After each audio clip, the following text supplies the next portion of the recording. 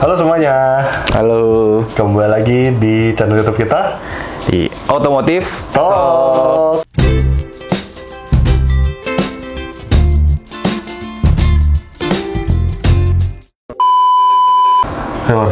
Tadi kita opening kayak lesu banget ya. Ini orang baru nih guys. Oh iya, Yang kemarin udah gua depak. Aku sekarang ini mau apa ya? Iya, kebetulan ada gaya rambut baru tapi tetap bewok, jadi gue agak mirip ini Lionel Messi. Oke, iya. Mantep ya. Oke, War. Jadi kita udah lama gak syuting, opening tadi agak kaku. Lumayan Kita sih. bahas apa nih? Kita mau bahas yang lagi hot-hotnya nih. Wow, panas. Mobil sejuta umat. Avanza. Bukan, ada lagi. Yang berawal dari kerjasama Indonesia dan Jepang. Oke. Innova. Aduh. yang udah nggak ada kijangnya. Oh ya, oke.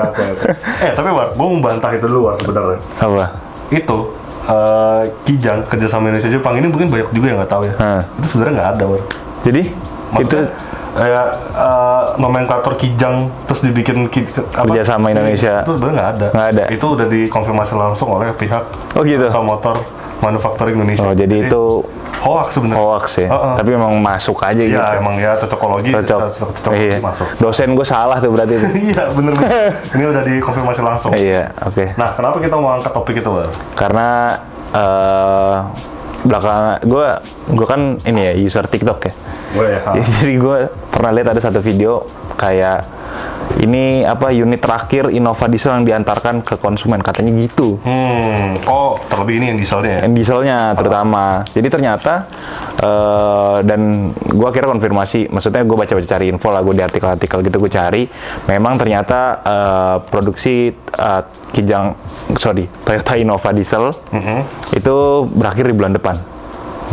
Jadi SPK yang terjadi dari sekarang sampai terakhir itu belum tentu dapat juga gitu. Jadi tergantung lah produksi terakhirnya sisa berapa itu yang akan diantarkan ke konsumen gitu. Ya udah, kita langsung aja bahas tentang berhentinya Kijang Innova diesel di Indonesia. Iya. Nah, gimana War? Yang baca-baca. Melanjutkan yang tadi nih ya. Jadi dari artikel yang gue baca itu mengatakan bahwa Innova diesel akan digantikan oleh versi hybrid. Oke. Itu. Dan itu dari yang lu baca-baca ya? Yang gue baca.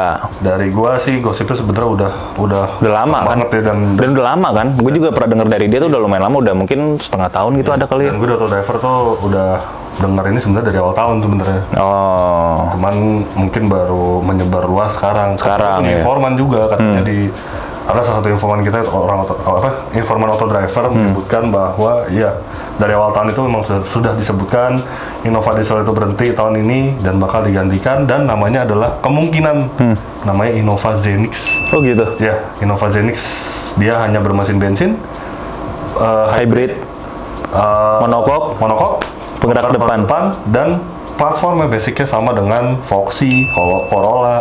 Sama semuanya. 2000 ya berarti ya? 2000 cc, iya betul. Oh. Gitu. Nah tapi Innova bensinnya nasibnya gimana tuh? Ya ada Innova bensin. Tapi tetap ini leather frame? Enggak. Oh, akan mengikuti sasis itu juga? Iya, jadi Innova bensin itu mesin bensinnya, gue lupa deh mesin Foxy itu apa ya? Ya itulah 2000 cc silinder penggerak roda depan iya. Itu jadi Innova Innova. Oh, hanya akan ada satu mungkin gitu. Betul. Terus rumornya lagi yang beredar tuh harganya itu yang paling mahal 600 ya? 625. Iya, gue baca juga. Gila, lu bayangin dah dulu Kijang itu bentuknya pickup War. Tahun 78. Iya. Ini kan pickup. Terus ada Kijang buaya. Kijang doyok. Harganya berapa sih War? Iya. Iya kan? Gila, jadi 600 juta. Udah bukan mobil rakyat lagi itu sih. Bukan. Memang sejatinya Toyota Innova itu bergeser kelas War. Semenjak diluncurkan di tahun 2004 itu kan emang kelasnya lebih mewah. Iya, walaupun masih menggunakan nama Kijang. Ya, tapi memang dia agak naik kelas, dan yang tadi ya kelasnya Toyota Kijang itu mah Avanza. Iya. Kan? Jadi dia emang naik kelas dikit. Gue juga denger nih katanya si Innova yang ibaratnya all new inilah, apa tadi lu bilang Zenix itu? Iya. Itu katanya sih udah bisa dipesen cuy. Iya, katanya udah. Jadi kan ya namanya sales Toyota kan. Sales Toyota itu kan banyak banget di Indonesia kan, paling banyak. Ya mereka dapat informasi mungkin sekarang ini udah di training saat video ini dibuat. Ya mereka mau nggak mau harus udah mulai jualan. Iya, udah mulai jualan lah. Udah bisa taruh booking fee soalnya katanya. 5 juta katanya gitu. Iya, 5 juta. Tapi gimana Waret? Sedih nggak sih luar menurut lo? Innova Diesel berhenti gitu War? Sedih sih gue. Itu kan mobil idaman semua rakyat Indonesia bener nggak? Iya. Karena pasti mengidam-idamkan yang namanya Innova Diesel. Iya, benar. Mobil yang kuat, mobil yang enak. Mobil yang irit, mobil yang bisa dikencengin, kan? Terus nggak rewel. Jadi memang ya dia itu disudahi produksinya bukan karena tidak laku, tapi ya karena harus mengikuti tren zaman ya. Dimana sekarang emisi harus lebih rendah. Ya kan pakai hybrid segala macam. Elektrifikasi lah udah mulai masuk ke tahap itu kan. Tapi belum full EV. Tapi katanya mungkin bisa jadi arahnya akan ke EV juga gitu. Tapi ya sedih sih nggak sih, Bur? Sedih sih. Gila. Dengan cumi-cumi darat itu. Iya, aduh, apalagi TikTok kan isinya sekarang gitu. Dan jujur gua sebelum video ini dibuat, gue pengen buat Innova Diesel. Iya, gue sempat waktu itu pengen KTP tema. Aneh lu. Gue pengen bikin Innova Diesel yang proper, yang setelannya bagus, kenceng gitu. Aduh, pengen banget gue. Punya 2 KD 2 biji buat apaan lagi? Nah, kalian gimana kira-kira? Sedih nggak dengan ketidakhadirannya Innova Diesel ini, ya kan? Boleh komen tuh. Boleh komen di bawah. Dan lagi katanya sih ini akan menjadi produk Toyota pertama yang dirakit secara lokal gitu, maksudnya di Indonesia yang menggunakan sistem hybrid. Oh iya. Katanya sih gitu pertama kali. Karena kayak Corolla Cross nggak dirakit di sini ya. Thailand. Altis juga enggak, Camry juga enggak. Semua yang di sini itu cuman saat ini Kijang Innova, Fortuner mesin bensin, terus Veloz. Oke. Cuma itu doang. Sigra gitu-gitu Daihatsu. Jadinya kalau Avanza Daihatsu, Veloz doang yang dirakit sini. Gitu. Gimana nih pendapat lo tentang Innova yang akan di stop ini dan berubah secara konstruksi sasis dan penggeraknya gitu? Itu menurut gua Innova itu kan sasisnya leather frame. Ya. Di Indonesia ini ada beberapa mobil yang sasisnya leather frame kan. Ya. Innova, tapi Innova itu kan basicnya MPV. Ya. Ada Fortuner, ada Pajero, even Avanza. Avanza itu katanya half leather frame. Yang lama. Mereka menyebutkan half leather frame. Terios pun juga begitu ya. Terios gitu ya? Kayaknya iya. Kayaknya ya. Sama sih. Setengah-setengah ya. Strukturnya sama sih. Tapi Kijang Innova ini adalah menurut gua dari 2004 itu. Enggak dari Innova juga sih, dari Kijang Kapsul. Itu adalah mobil leather frame yang enak. Yang nyaman, yang pas gitu. Iya. Ya kalau Land Cruiser sih enak. Cuman ini yang beda lah. Ya yang medium size-nya gitu. Ini enak mobil ini. Kalau Fortuner itu ya keras. Ya kan bener-bener leather frame, leather frame bahasa dewasanya nih. Itu bener-bener kayak mobil proyek sebenarnya kan. Mobil ya keras lah pokoknya. Pajero juga begitu. Nah si Kijang Innova ini loh, leather frame tapi rasanya tuh nggak leather frame. Iya. Masih, aduh enak banget. Enak. Dari Kijang Kapsul, nyobain gue itu enak. Innova generasi pertama enak banget. Reborn itu enak juga. Gitu, biarpun dia rada limbung. Tapi ya sebenarnya kalau dibilang nyaman banget juga enggak ya. Ya masih ada lah sisi leather frame-nya berasa lah gitu. Kalau bandingin sama misalkan Foxy gitu. Iya, jauh lah. Ya sama Serena atau yang MPV yang itu sih menurut gua sih sebenarnya nggak terlalu nyaman, tapi nyaman. Gimana sih? Tapi ya maksudnya dengan menggunakan leather frame itu ya jadi bikin kaki-kakinya lebih badak aja gitu nggak sih? Maksudnya disikatnya tuh bisa lebih tega gitu dibanding mobil monokok gitu. Nah itu, jadi ya pro and cons situ. Mungkin pro-nya adalah si Kijang Innova ini kuat dulunya, sementara kita nggak tahu gimana, ya kan? Terus harusnya sih lebih nyaman nih. Karena menggunakan monokok ya. Cuman kalau dari sisi lakunya nggak tahu. Iya benar. Memang mungkin dulu orang tidak nggak kalau itu mobil ada frame segala macam. Mereka membeli Kijang Innova itu ya karena kuatnya. Tapi ya entar ini bakal monokok, ya kan? Kita tahu nih. Nah kita juga nggak tahu bakal lebih kuat dibanding yang leather frame atau enggak ya. Iya benar. Kayaknya sih nggak bakal ya. Ya kalau dari sepanjang sejarah monokok dengan leather frame sih kayaknya leather frame lebih badak aja nggak sih? Bener. Lebih bisa disiksa gitu. Terus dieselnya lagi, aduh, ya diesel emang, tapi gimana ya, polusi sih ya. Ya memang sih, tapi maksudnya secara konsumsi bahan bakar gitu untuk mobil diesel di kelasnya itu irit banget sih itu mobil Reborn ya. Iya. Innova Reborn. Sekarang susahnya adalah orang yang pakai Reborn segala macam udah mulai dipersulit kan isi bil. Dengan isi nggak boleh ya. Susah kan? Iya, udah mulai susah ya. Tapi tetap sedih sih buat gua. Nggak punya mobil idaman gua lagi gitu. Dan pas ini harga second Innova diesel sih buset deh. Itu mahal banget. Naiknya udah bukan main. Gila. Awalnya memang pas lagi ya setahun 2 tahun ke belakang lah memang harga Innova diesel tuh lagi digoreng habis lah, lagi naik banget. Ditambah sekarang rumornya sudah tidak ada Innova diesel lagi, wah makin naik, yakin gue. 50 juta kali, 50 bisa juta. jadi ya untuk mobil ya untuk Reborn gitu ya. Reborn enggak yang lama juga sih menurut gua. Iya bisa jadi sih. Gila pasti sih. Dulu bisa tahun 2012 bisa ambil di bawah 200, sekarang sih udah susah sih. Sekarang aja tuh tadi gue lihat kemarin Innova G diesel 2012 war masih 220. Tuh. Zaman gue beli tuh, gue beli berapa ya? 180, 170 gitu, sekitaran segitu gitu. Dulu gue jual Innova putih gue tuh, yang 2012. Lakunya segitu, 2015an nggak salah. Itu gue jual tahun 2014, udah 8 tahun nih sekarang nih. Harganya masih segitu. Barunya gue beli 252 juta, cuma turun 30 juta. Anehnya mobil populasi banyak tapi harganya malah naik ya. Biasanya kan mobil populasi sedikit yang harganya naik gitu. Tapi mungkin emang nggak sebanyak yang bensin kali ya, yang diesel itu. Yang seger. Ya sih, emang banyak yang disisa sih mobil. Yang seger sih, nyari Innova diesel seger sih agak lumayan usaha lah. Kan memang mobil itu kan udah paling the best lah. Iya. Ini Mythic diesel. Oke. Jadi kita mau cerita pengalaman ini. Tadi juga bahas dikit kan. Iya, bahas jual-jual tuh. Iya. Nah, pengalaman kita mengenang throwback menggunakan Innova diesel. Mobil terbaik di Indonesia menurut kita.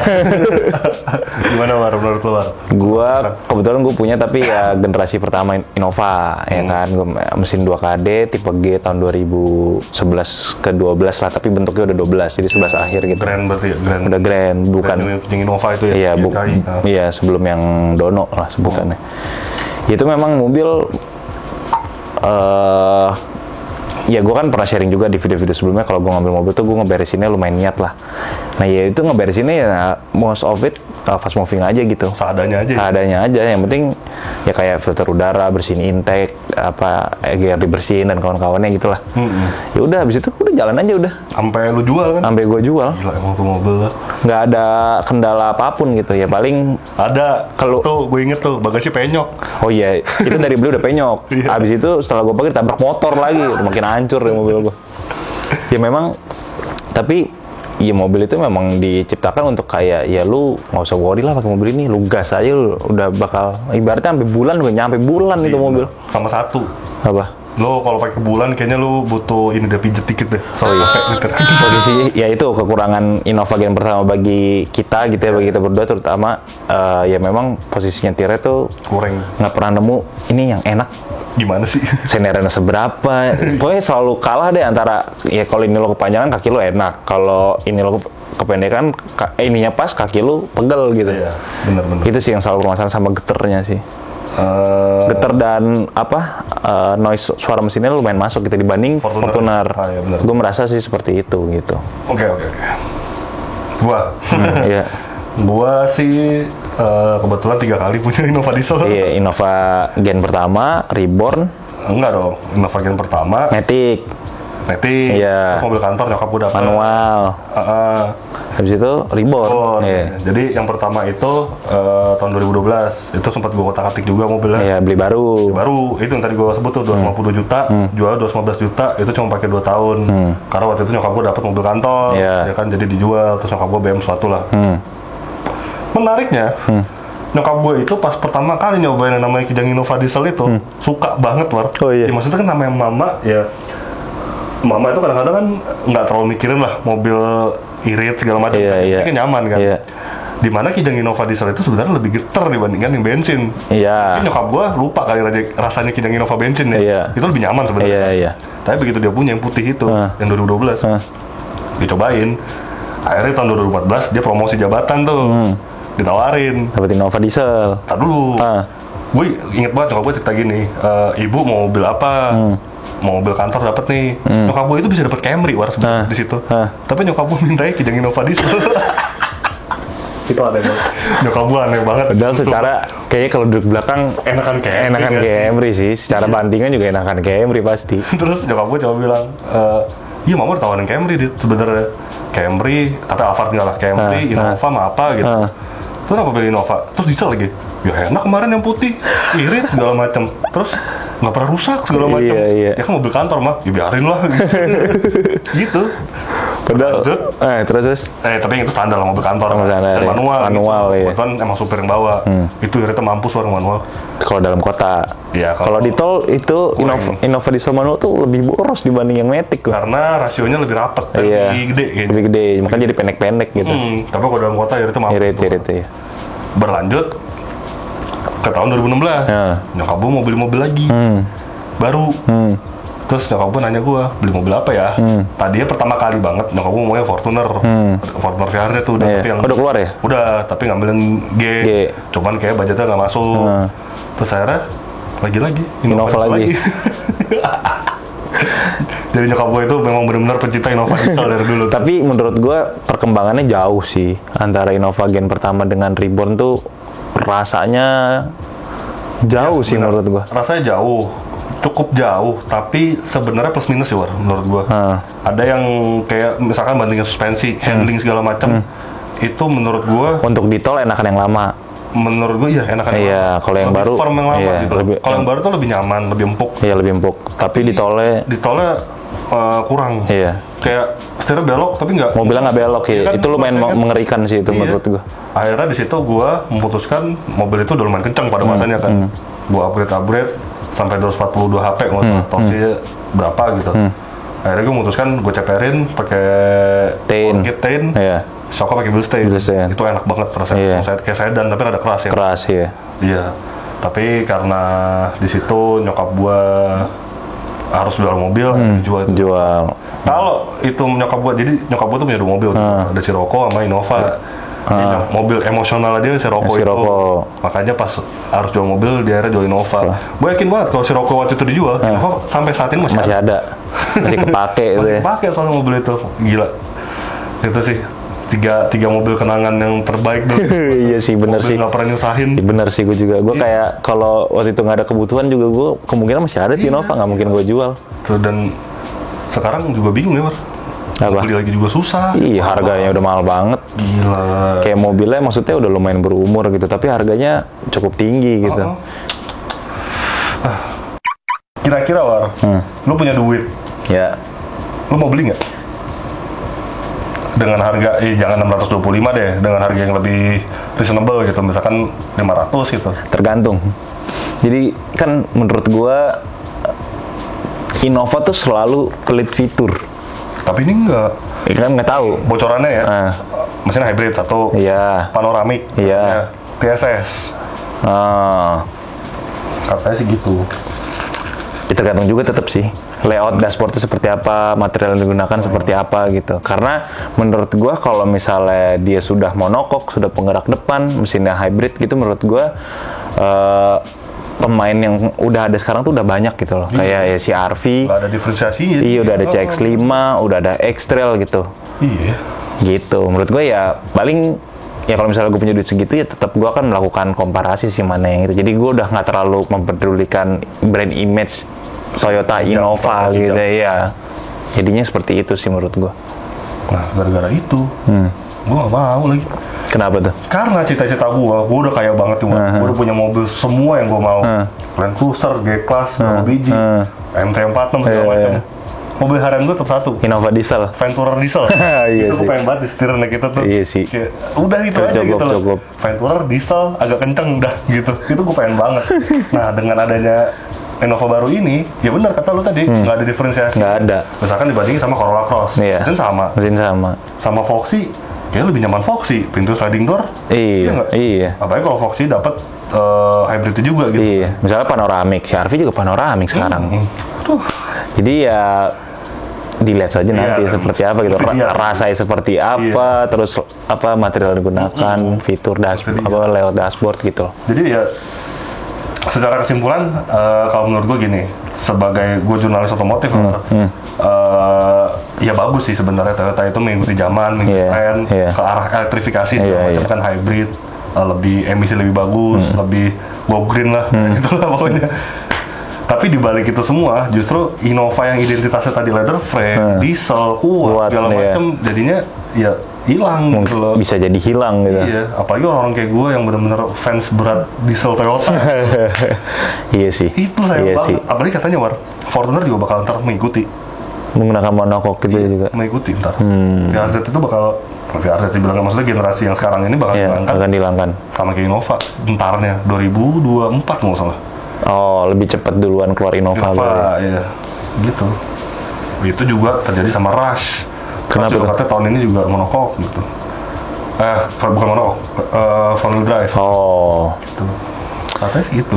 Ya kita lihat saja lah nanti seperti apa perkembangan Toyota dengan mobil-mobilnya ya. Ya emang, ya nggak cuma Toyota sih, memang kita harus mengikuti zaman sih sebenarnya. Iya, betul. Apalagi, ya sekarang namanya BMW M aja, ntar lagi udah nggak ada. Diganti listrik semua. Itulah kurang lebih sebenarnya kan emang sedih sih sebenarnya. Udah fase-fase di situ. Iya, sedih sih. Semua udah sertifikasi, apalagi katanya di Eropa kalau nggak salah ya, udah nggak boleh jualan lagi kan, ntar 2030 tuh mesin combustion engine tuh nggak boleh katanya. Oh iya. Semua udah listrik katanya. Udah, kita harus bergeser ke situ lah semuanya. Gimana tuh yang koleksi mobil tua gitu ya? Oh, kalau itu nggak masalah. Maksudnya mobil baru boleh jual. Gitu. Gitu deh. Emang kita harus mengikuti perkembangan zaman guys. Betul.